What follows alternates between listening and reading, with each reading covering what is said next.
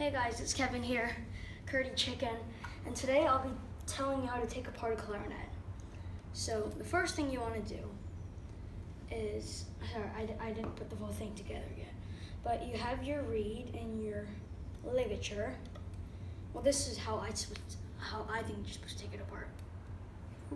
Okay, so you take your ligature and your reed, take your ligature off, put it down, take your reed and put it in its case. Now, you want to split these two ends. Alright, so you have this. I personally like to start with the big end, taking off this, putting it into your case, have this part put into your case right here. Now, I like to split these two in half. I like to put this in my case, and then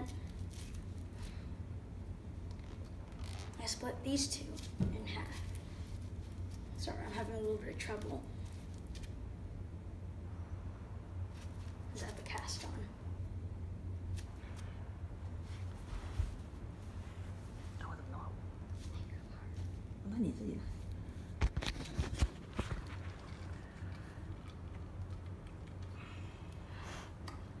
There we go, it's apart.